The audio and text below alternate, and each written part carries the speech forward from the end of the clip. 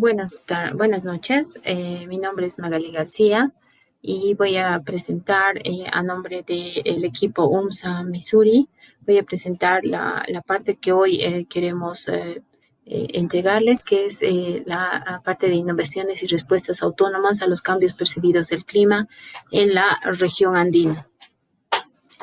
Quiero mencionarles que nuestro proyecto es el proyecto Manejo del Clima y riesgos relacionados en los Andes por medio de la integración del conocimiento local y herramientas tecnológicas nuevas.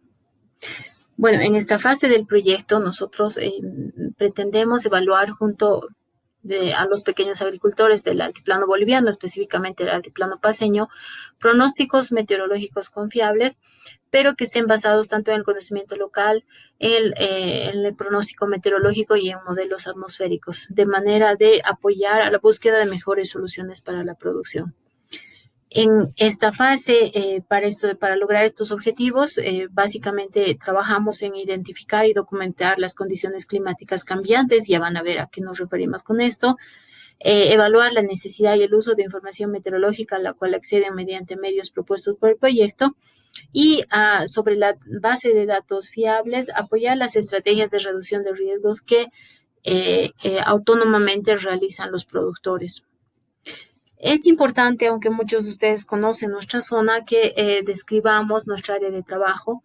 Recordemos que nos encontramos en el altiplano boliviano, específicamente el altiplano paceño, muy cerca de la zona circunlacustre, donde prevalecen condiciones semiáridas, cuyas precipitaciones anuales varían entre 300 y 550 milímetros, lo cual no es mucho. Algo muy importante es que la altitud de la zona de nuestras comunidades se encuentra entre 3.700 a 4.300 metros sobre el nivel del mar.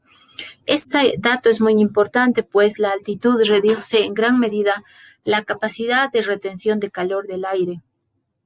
¿Esto a qué se refiere? ¿En qué influye? En que las condiciones ambientales están fuertemente influenciadas por la exposición a la radiación solar.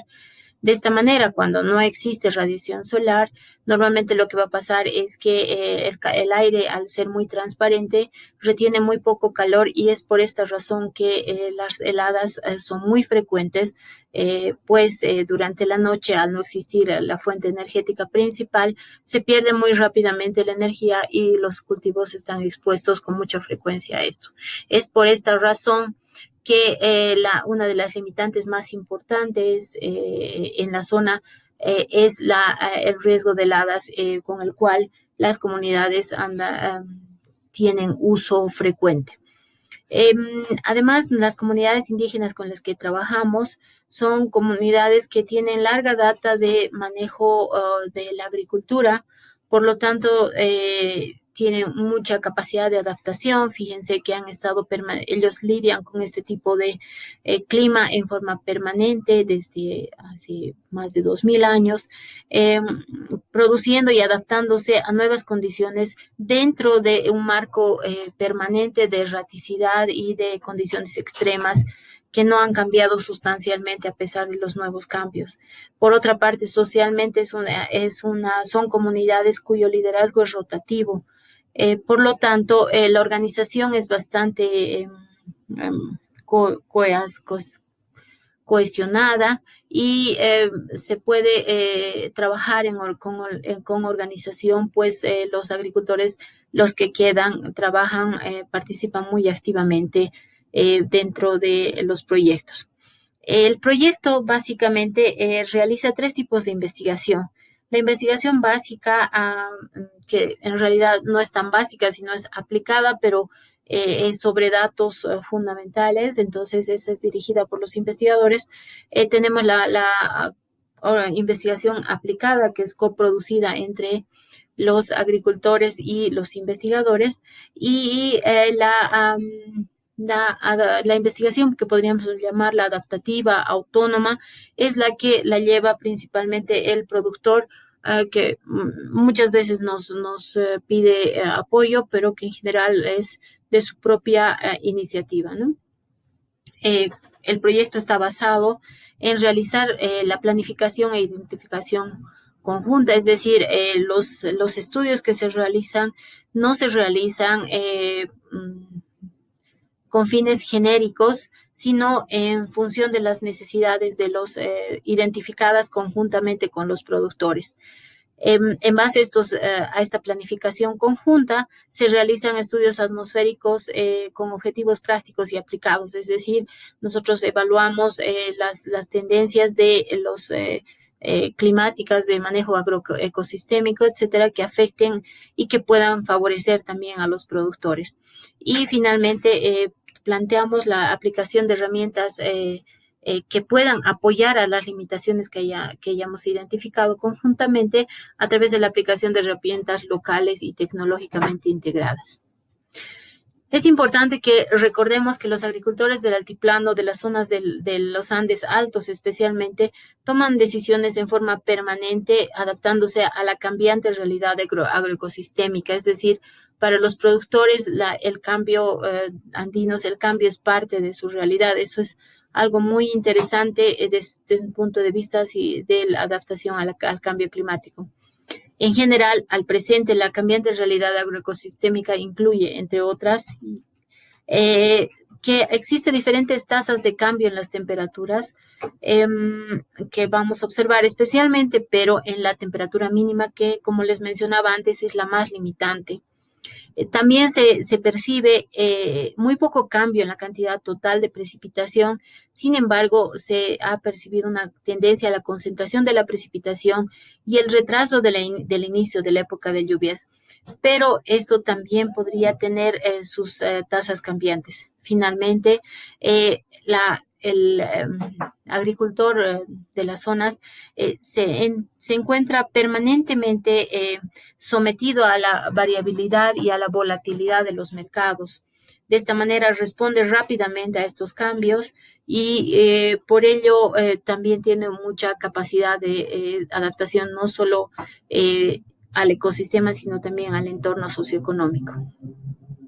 Es importante que recordemos que desde la antigüedad la zona, por la circulación global, por el tipo, por la ubicación latitudinal, etcétera, tiene la característica de que se produce un pequeño periodo de lluvia en octubre, en promedio.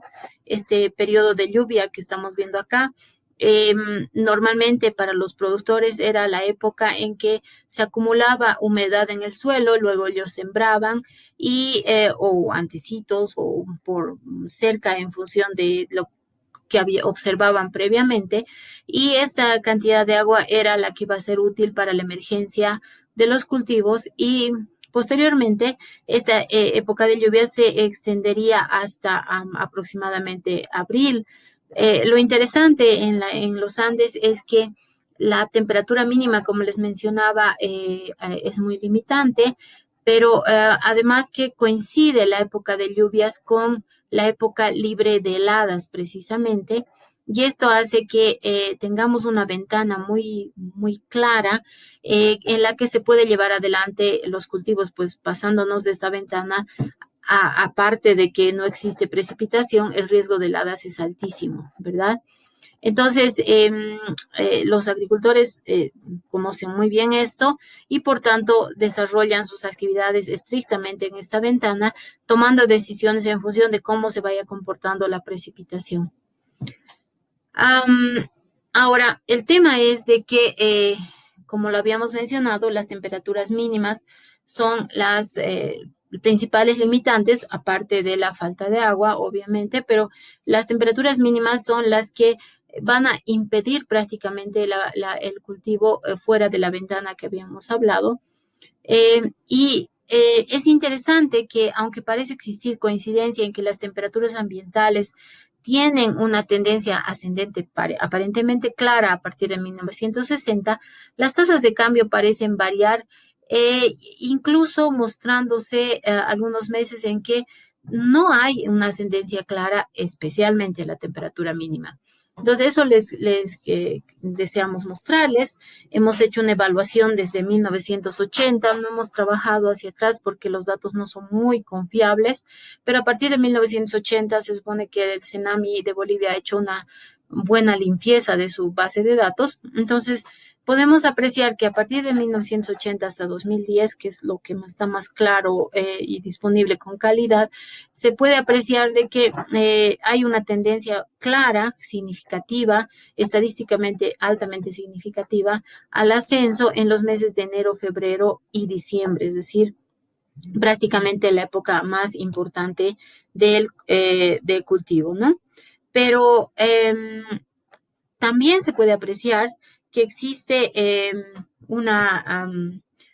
algunos meses en que incluso se presenta descendencia, es decir, que la temperatura mínima, si la evaluamos entre 1980 y 2010, tiene tendencia a descenso. Y el resto de los meses, si bien hay ascensos, muchos muy moderados, como les decía, descensos, los valores no tienen una tendencia significativa, es decir, fundamentalmente estamos hablando de significancia en la época de cultivo. Ahora, interesantemente, si separamos este periodo de 1980 hasta solamente el 2001, se puede apreciar que la significancia desaparece para todos los meses. Es decir, se mantiene una cierta tasa de incremento en las temperaturas mínimas, pero esta no es significativa. Y además de que algunos otros meses aparecen con tendencias incluso descendentes si evaluamos solamente este periodo. Si nosotros miramos ya un poco más, anteriormente habíamos visto hasta el 2001, ya entre el 2001 y el 2011 se aprecia que parecería que la tasa en enero es bastante alta, pero como pueden apreciar, en febrero más bien parece descendente, en abril es descendente con significancia, no es altamente significativo, pero es descendente. Y el primer cuartil se muestra, es decir, enero, febrero y marzo,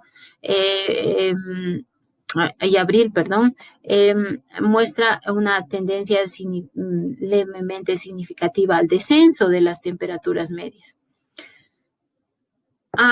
Y luego, ya no con datos de tierra, porque ahí se acaba el registro disponible, cuando hemos evaluado con datos satelitales que han sido calibrados con datos de tierra, entre 2002 y 2019, a la inversa de lo que veíamos antes, en enero y febrero más bien se empiezan a apreciar descensos en la temperatura promedio mínima y más bien en mayo y en julio también es cuando se aprecia incrementos significativos. Es decir, concretamente lo que se puede apreciar es que hay una erraticidad en las tendencias de ascenso, por lo tanto no se puede decir con total solidez de que las temperaturas mínimas, que son las más limitantes, estén subiendo definitivamente en todos los meses y con significancia en la zona del altiplano. ¿Sí?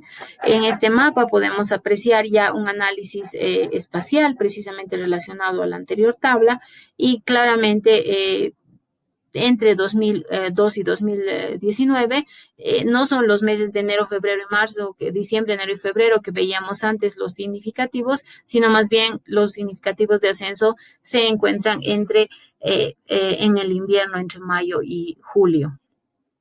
¿Qué pasa con el riesgo de heladas? Es decir, los días con las temperaturas por debajo de cero. Igualmente encontramos las mismas variaciones. Nuevamente, por si acaso les quiero mencionar que enero, febrero y marzo no hemos analizado, pues la presencia de heladas es muy baja. Pero abril, por ejemplo, se muestra claramente entre el 80 y el 2011 con una tendencia a bajar el riesgo de heladas, pero no es altamente significativa, pero existe esa tendencia.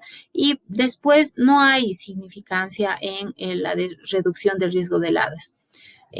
Haciendo el mismo ejercicio que antes, si trabajamos solamente entre el 80 y el 2001, ya son más los meses que muestran una cierta tendencia al descenso, pero tampoco las significancias desaparecen totalmente, lo cual nos muestra que bastarían 2 o 3 años en que suba nuevamente el riesgo de heladas y estas curvas podrían cambiar sustancialmente, ¿no?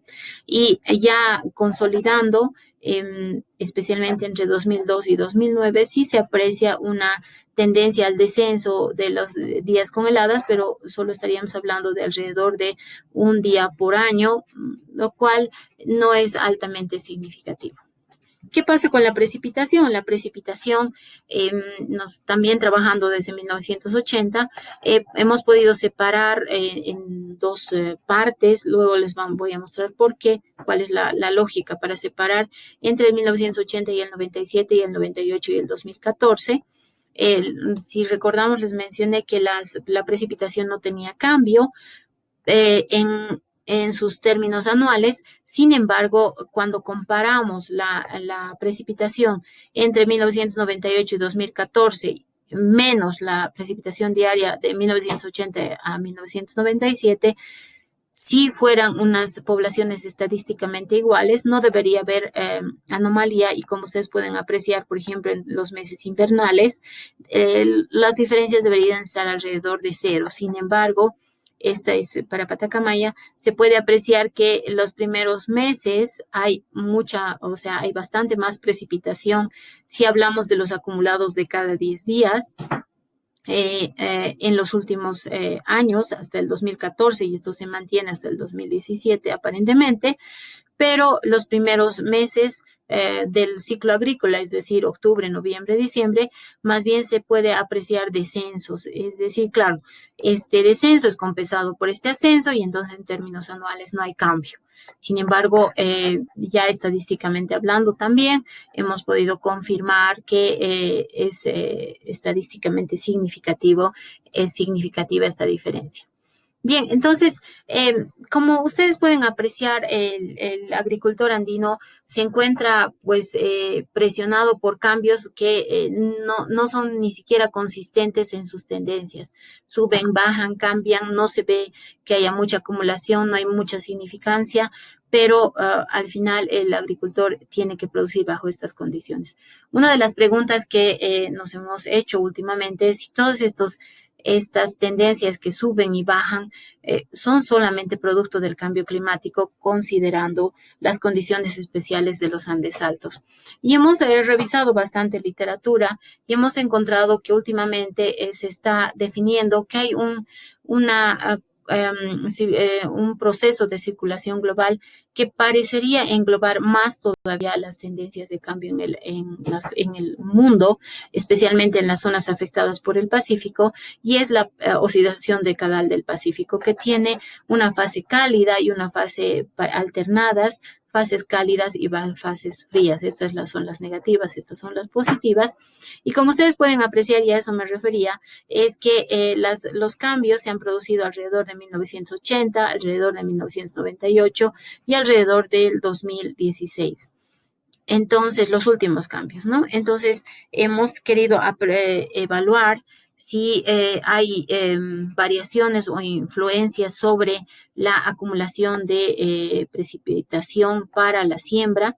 Y como pueden apreciar, es claro que si hablamos de la precipitación acumulada desde septiembre hasta noviembre, hay una tendencia levemente descendente, lo que les mostraba, mientras que el día juliano en el que se acumula precipitación de 20 milímetros, que sería lo necesario para que haya siembra, se va retrasando en relación a los años, pero con mucha erraticidad nuevamente, es decir, no hay una tendencia clara.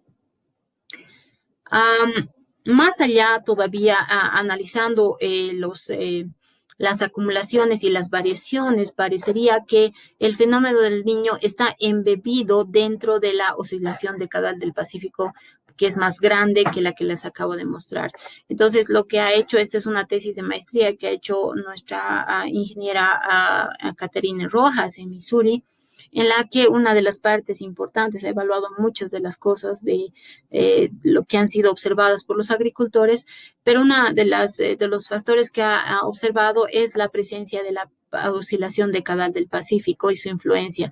Muy rápidamente les voy a mostrar que acá tenemos en fase niño, en fase niña y en fase neutral.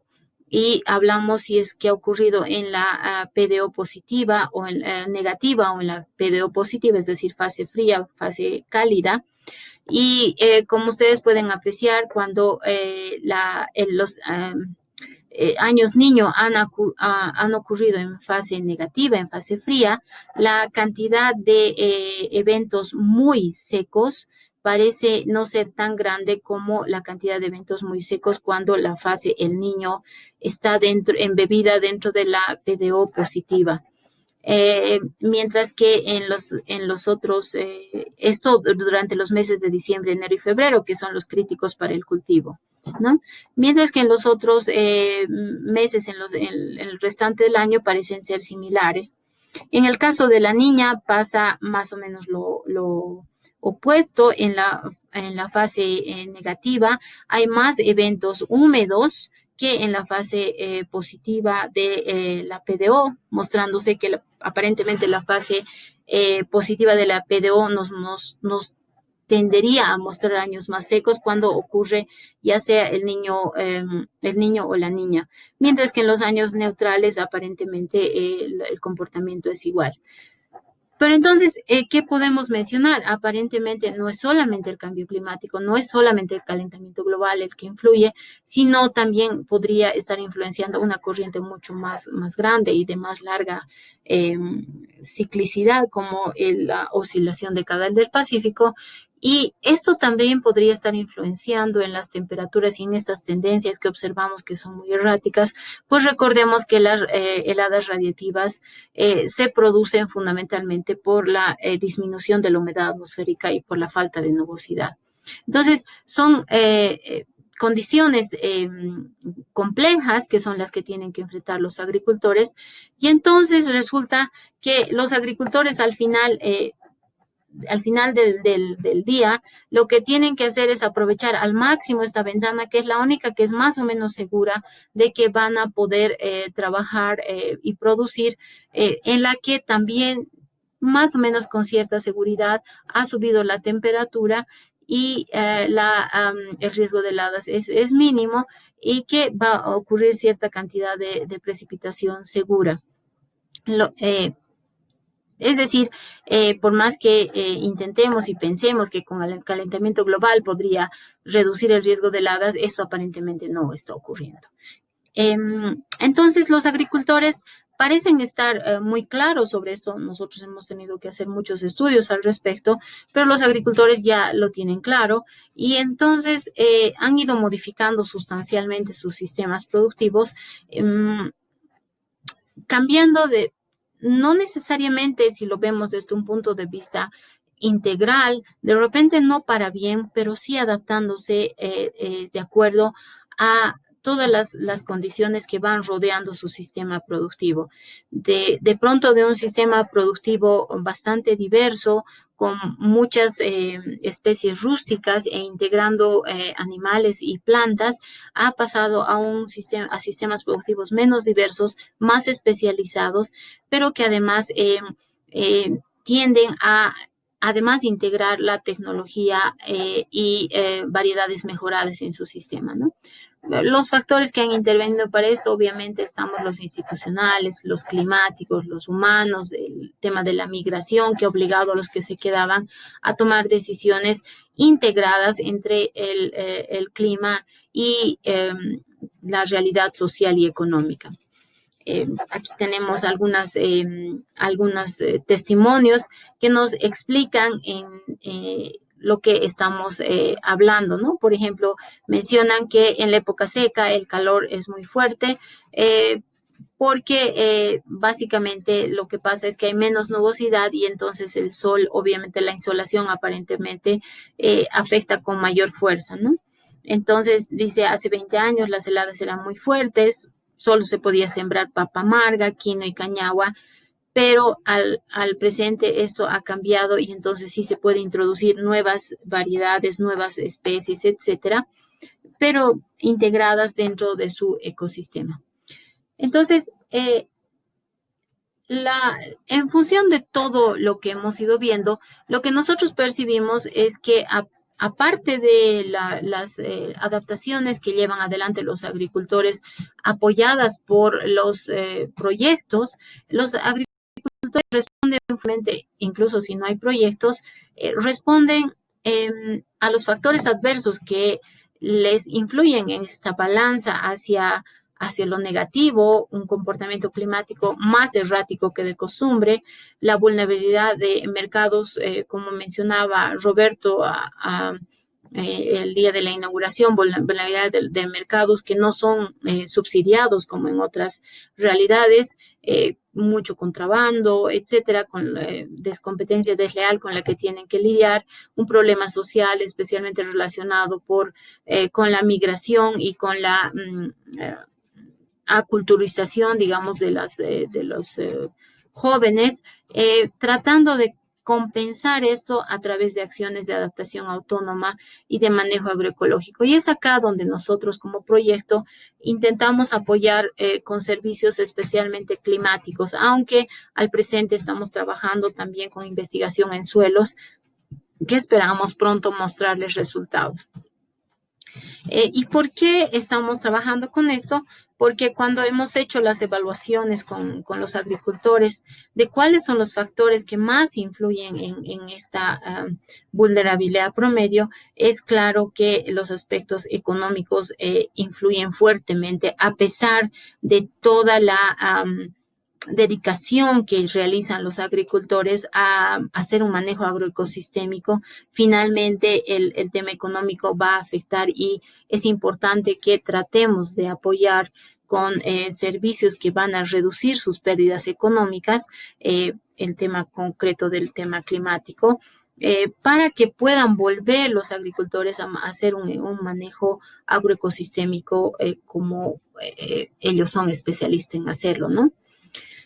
Bueno, entonces, basados en su conocimiento del clima local, de acuerdo a las últimas, incluso las encuestas que hemos realizado, los agricultores aún hoy siguen observando en gran proporción, siguen basando sus decisiones en indicadores, en la observación de indicadores que nos van a indicar, bueno, valga la redundancia, cuál va a ser el comportamiento de la atmósfera en la próxima época de cultivo.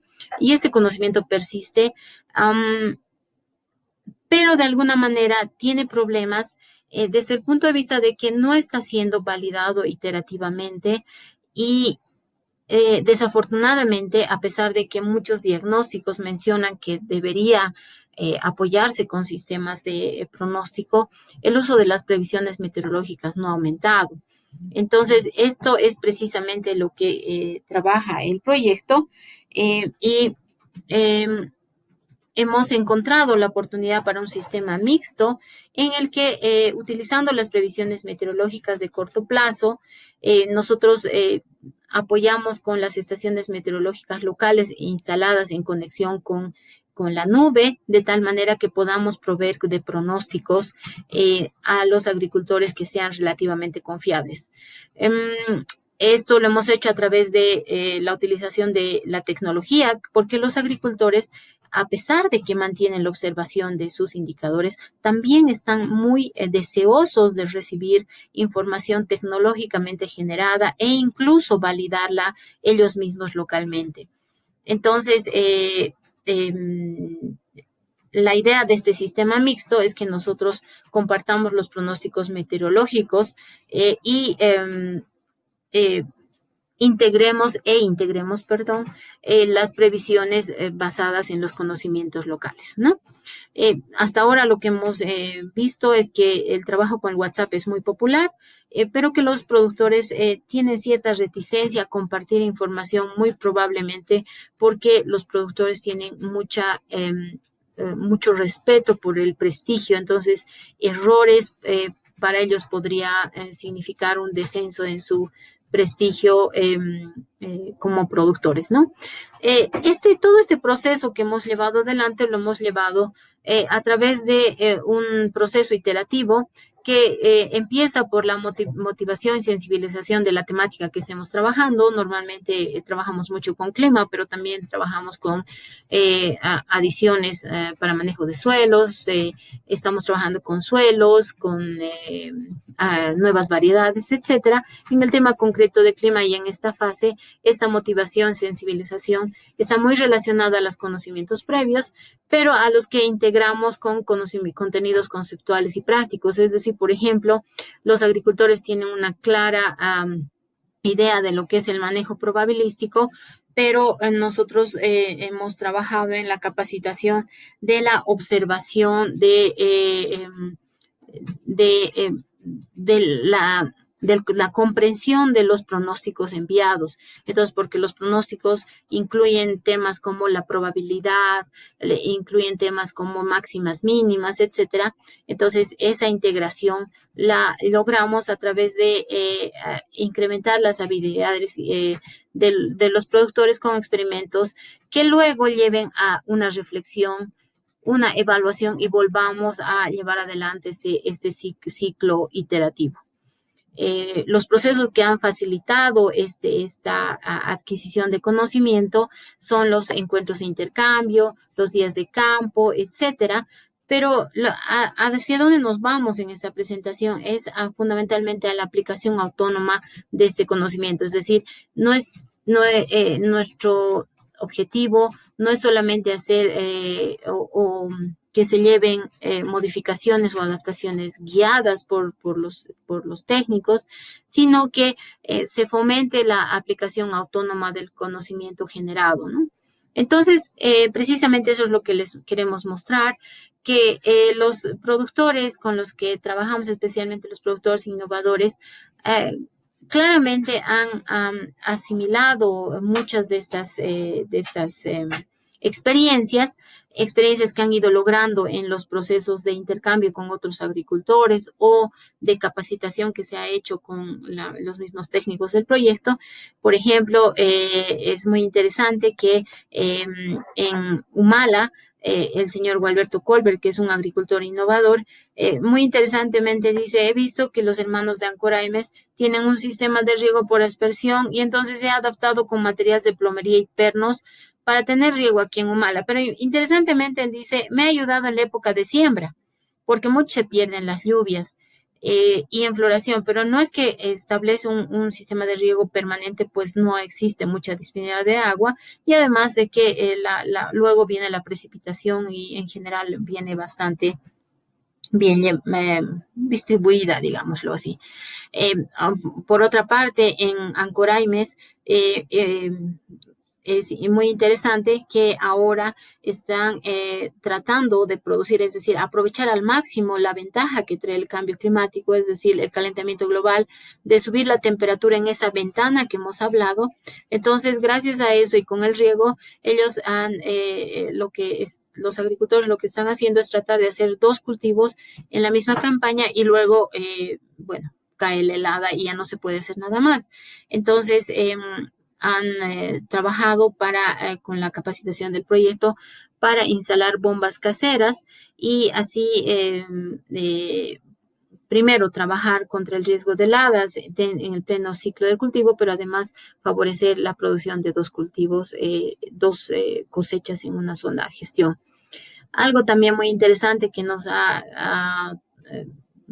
que resaltamos es que en Humala algunos agricultores están, gracias a un intercambio que ha habido con Cochabamba, han visto que se podía tratar de poner tarwi para fertilizar el suelo si es que no salía bien el grano. Muy interesante la visión, pero si salía se vendía. Y como ha salido, entonces estos productores han ido a vender, han colectado el grano y tienen un ingreso más adicional.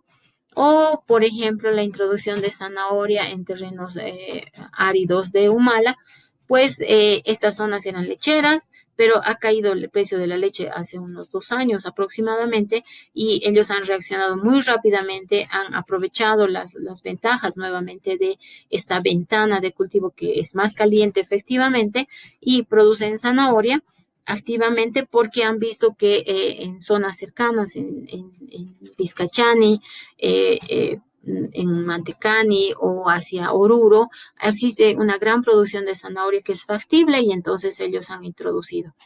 Entonces, algo muy interesante es que los productores llevan adelante acciones de adaptación muy rápidas, de una reacción muy adecuada y a veces incluso con fracasos. Por ejemplo, en la estrategia de luchar con el tema de riego y fertilizantes, en el 2016-2017 no ha dado efecto. Pero no se han descorazonado y bueno, lamentablemente el 2016-2017 ha sido un año niño muy fuerte, ya lo hemos visto, una PDO positiva clara. Y entonces lo que han hecho las siguientes gestiones es no solamente poner fertilizante, sino adicionar riego. Y como podemos apreciar, los resultados son mucho mejores, ¿no? Ahora, algo muy interesante es que la evaluación participativa, las preguntas aplicadas con los productores, nos muestran de que muchas de las decisiones tomadas autónomamente, las que hemos mostrado, han sido motivadas por la confianza de contar con información provista por los pronósticos. Es decir, los agricultores ya han integrado de alguna forma la visión de obtener los pronósticos que se les envía por los grupos de WhatsApp, ¿no? Que son pronósticos de corto plazo, no más de 5 a 7 días, pero que les da una luz sobre cuáles deberían ser sus acciones. ¿Y qué es lo que nos muestra? Que aparte de la información, de la conversación, digamos, frecuente con los agricultores, es que cuando mandamos los mensajes de WhatsApp, la mayor parte de los productores ven en forma consistente los pronósticos que se envían, los revisan, si bien no interactúan, les mencionábamos, tienen reticencia a interactuar, lo claro es que consistentemente observan los pronósticos enviados y muy cerca, como pueden apreciar, los revisan incluso en la hora, mientras que, los agricultores, y mientras que en el día, incluso la mayor parte ya han concluido de revisar los pronósticos que enviamos y un poco quedan algunos que lo dejan para después. Pero lo claro es que casi un 80% de los productores consulta el pronóstico de WhatsApp, no interactúa, eso es lo interesante, no contesta, lo cual podría hacer pensar que no le interesa, pero no es el caso, o sea, no contesta, pero observa y en el siguiente pronóstico vuelve a leer y en el siguiente pronóstico lo vuelve a leer y toma decisiones basadas en esto. Entonces, finalmente nosotros queremos mencionar que es muy importante que sigamos interactuando bajo estos conceptos de que la investigación que se realice sea basada en la necesidad de los productores, la cual solo se identifica en planificaciones concertadas, ¿no? De involucrar no solo a toda la población, involucrar a lideresas, por ejemplo, involucrar a los jóvenes, tratando de integrar ecosistemas diversos, pues las condiciones de cambio climático nos permiten o permiten más bien a los productores empezar a pensar de que otro ecosistema, la forma en que se está comportando otro ecosistema, podría ser un indicativo de cómo se comportaría su ecosistema si es que sube un poco la temperatura, y eso lo hemos visto en las anteriores experiencias mostradas. Entonces esperamos que este camino nosotros lo continuamos y nos da resultados muy interesantes, como han podido apreciar. Bueno, con eso queremos agradecer y esa sería nuestra presentación. Gracias.